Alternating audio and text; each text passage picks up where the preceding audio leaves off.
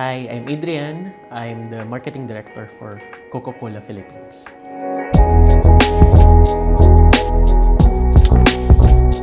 When we launched Coke Studio in 2017, at that time our objective was to really set up a platform for Filipino musical talents to be seen and heard in the industry.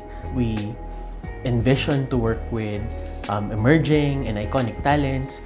The intent is to foster cross-collaboration within our culture, with music as the main vehicle. It's anyway a universal language for many of us, and we want to make sure that we're fostering that, and therefore with a bottle of Coke and combining music, we wanted to uplift more consumers.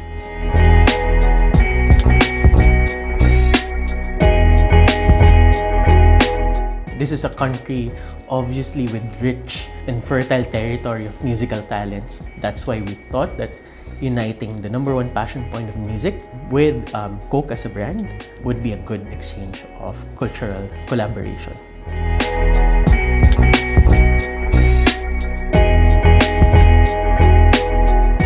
When we look back to the very first season of Coke Studio, every week we would have episodes that we would share to consumers via music TV channel. So we would release one music at a time. But then, times have changed, things have evolved, platforms has also evolved as well. If you notice now, we have Coke Studio as a big platform. It has 4 legs. We still release a lot of musical content online now. Plus, there's a feature that consumers can actually engage and interact with this asset. So they can make their own version, they can make their own collaboration with this musical content pieces. So that has changed. Plus 2 more. The third one would be, there would be iconic only Coke can do experiences. We talk about concerts in the fiestas or even big major concerts that never been done before. We take part in that. And last but not the least, we also use Coke Studio Music as a platform in terms of our promotion drive. So we also do have promotions where it's bannered by Coke Studio. So we have 4 legs basically for the platform now.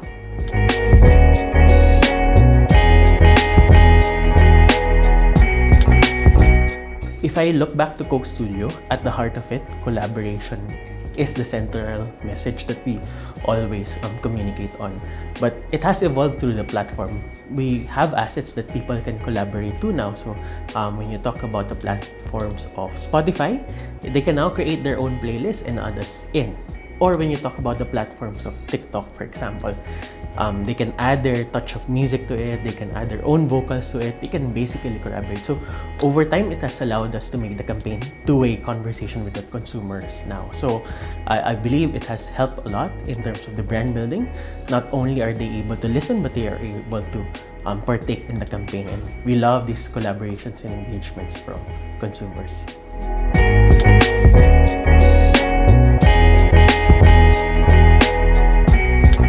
In the past, they were very traditional. They just listen to whether radio or TV, that's it. But now, they're more multi-touch point in the sense that they want to partake on the passive part, but they also want to live and feel and breathe through it. They're more into physical experiences than into digital experiences because they crave for that physical connection. So at the same time, when you talk about musical talent, it has progressed a lot. There are different stages to it. Before, we used to call it OPM. Nowadays, what's trending rising is P-pop.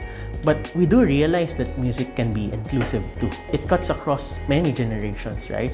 So one example would be this season, we collaborated with Nick Makino and Alamat, P-pop and rap. Through the help of Coke Studio, we foster that collaboration.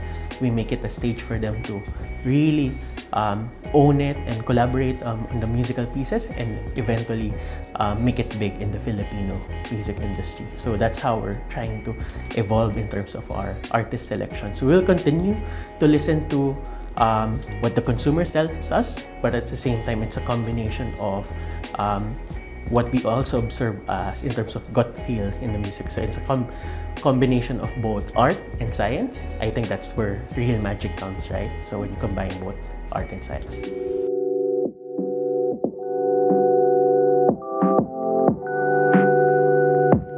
There are a lot of consumer listening involved with this, so we definitely want to make sure that the music we produce are attuned to what the consumer like to this day and age, right? For example, what we had this year, we have what we call Coca-Cola Creations K-Wave.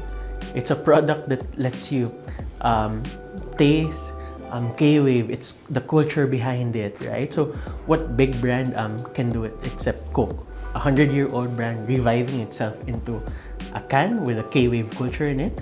I think that's the way that we've amplified the name of the game in innovation. So it's not just about the drink, but the experience that comes with it.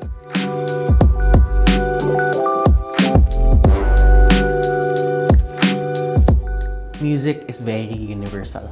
That alone is the common thread for many generations, how we become inclusive in our choice of work. So when we look at the insights, we want to make sure that we cover as much. So we stay fresh and young with the choice of artist, choice of music, but at the same time, we want to make sure that it's a musical piece that every other generation can still enjoy and have the same feeling of upliftment. So that's what our considerations are when we try to make these musical pieces.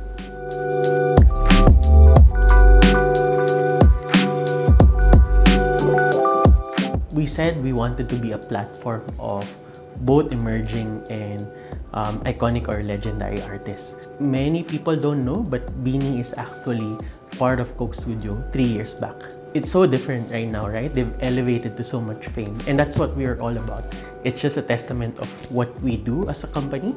We want to put spotlight to great Filipino talent. Their new song, Blooming, it's actually a testament of their journey with us, right? So that every progress is meant to be celebrated, and that every step of the way, Coke Studio was part of that. And we're happy. They were previously in our fiestas, and we've become proud sponsors of their Beanieverse concert. So I think it's a very good testament of what Coke Studio can really bring to when we help elevate Filipino talent.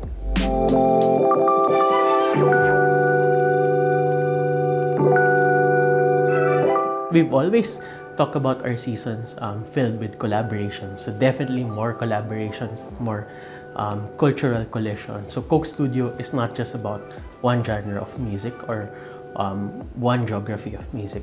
Eventually in the future, we want to continue owning only Coke can do experiences where we delight consumers with such an iconic cultural experience. We'll continue for sure listening to what our consumers want in terms of their music choices and what uplifts them. And definitely, that's not something we will forget. It has been our success pillar, and we'll continue listening to consumers and what they want.